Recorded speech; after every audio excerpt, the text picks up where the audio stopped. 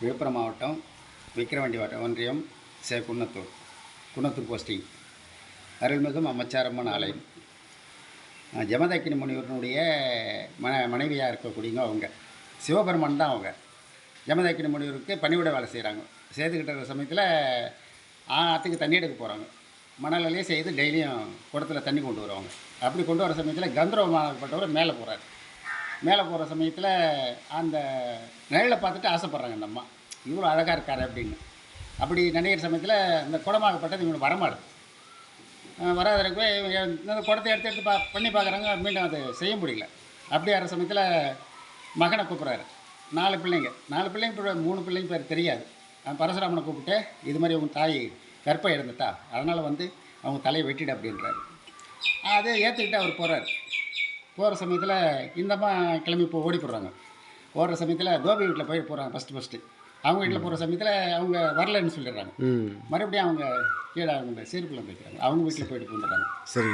அப்படி போகிற சமயத்தில் போயிட்டு போன உடனே அங்கே போயிட்டு கண்டுபிடிச்சிடுறாரு. கண்டுபிடிச்சி அவங்க கணவன் விடுறாரு ஃபஸ்ட்டு.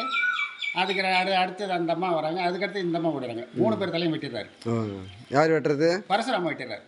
பரசுராம வெட்டிட்ட உடனே வெட்டிட்டு ஜமதக்கினி முனிவர்கிட்ட சொல்கிறார், இது மாதிரி தாயினுடைய தலையை வெட்டிட்டேன் நான். 3 பேர் தலையும் வெட்டிட்டேன். அவங்க கூட அவங்க அடக்கலம் கொடுத்தாங்க, அதனால் 3 பேர் தலையும் நான் வெட்டிட்டேன் அப்படின்றார். அப்படி ஆகிற சமயத்தில் மறுபடியும் அப்பா கிட்ட கேட்குறாரு, இது மாதிரி மீண்டும் அவங்களுக்கு உயிர்ப்பை கொடுங்க, அவங்க செத்த மாதிரி இருக்கக்கூடாது அப்படின்ற சமயத்தில் போயிட்டு ஒரு கவச குடத்தில் தண்ணியை ஒரு பெரம்பும் கொண்டு போயிட்டு தலையை மாற்றி வச்சிடறாரு. செக்கிலிச்சு உடலில் இவங்க தலையும் உடலில் அவங்க தலையை வச்சிடறாரு.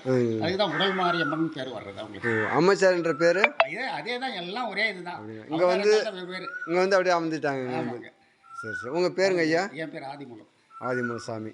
பாரம்பரியமாக ஒரு 70-80 வருஷமாக நாங்கள் அதை பார்த்துட்டு வரோம். ஓ சரி. ரொம்ப நாள் பராமரிச்சுட்டு வரீங்க. பயங்கர பவர்.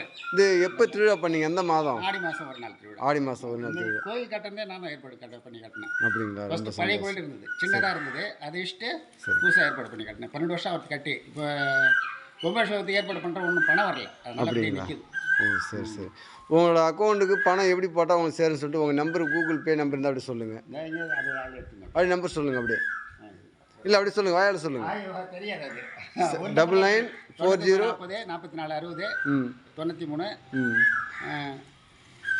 40 44 60 93 போகாது. 9940 இன்னொரு நம்பர் பாருங்க, 6093 69 39 95 70. இந்த இருக்க மேலே தானே? கீழே உள்ளது. கீழே உள்ளது. சரி. கீழே வாங்க, இன்னும் தேவையில்லை வாங்க. சரி பாருங்க. ஓ இதில் இருக்கிறதா இந்த நம்பரு? ஆமாம் 2 நம்பர் நம்மளுக்கு தான். ஓகே சரி சரிங்க. நோட்டீஸ் வேணால் கொடுக்குறேங்க நான்.